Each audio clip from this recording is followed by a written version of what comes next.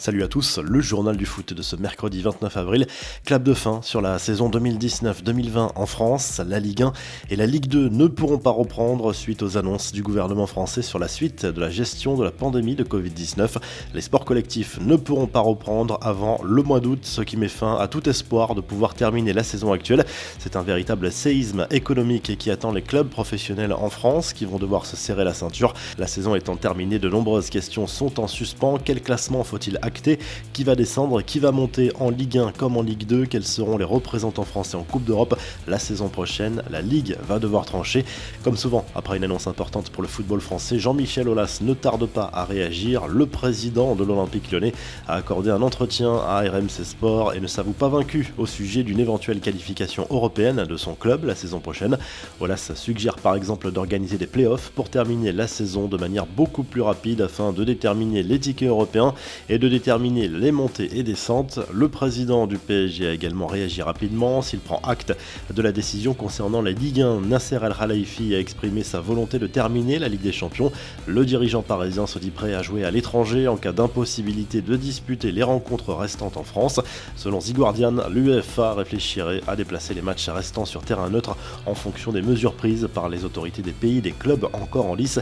Nasser El Khelaifi, qui a par ailleurs appris que ses ennuis avec la justice n'étaient pas totalement derrière lui, il pourrait être jugé en septembre dans l'affaire de l'attribution des droits télé des Coupes du Monde 2026 et 2030. Cette affaire concerne Bein Media Group et non pas le Paris Saint-Germain. Quelques infos en bref, Neymar a publié un message sur son compte Instagram en réaction à l'arrêt de la saison en Ligue 1. Au Brésil, depuis les premiers jours du confinement, l'attaquant du PSG a publié une photo de lui avec l'équipement du club, une main sur le bas du visage et le regard tourné vers l'horizon. Il a agrémenté le cliché d'un emoji représentant des yeux, laissant évidemment place à l'interprétation. Des nouvelles de Paulo Dybala qui ne parvient visiblement pas à se défaire du Covid-19. Selon l'émission espagnole El Chiringuito, l'Argentin aurait été testé positif au Covid-19 pour la 4e fois en un mois et demi. Une information confirmée ce mercredi par certains médias italiens. Cette anecdote croustillante sur N'Golo Kanté, révélée à l'occasion d'un live entre Florian Thauvin et DJ Snake, le Marseillais, a expliqué qu'avec l'adrénaline, personne ne voulait aller se coucher ce soir-là après le titre de champion du monde remporté en 2018 par les Bleus, sauf un seul joueur, vous l'aurez deviné. N'Golo Kanté a été le premier à aller dormir ce soir-là dès minuit 30 selon le DJ qui était présent à la fête d'après-match.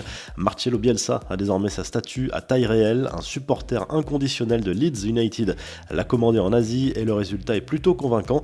Première sortie en famille depuis longtemps pour Luis Suarez en Espagne. Les premières mesures de déconfinement ont commencé et les enfants jusqu'à 14 ans sont autorisés à se promener.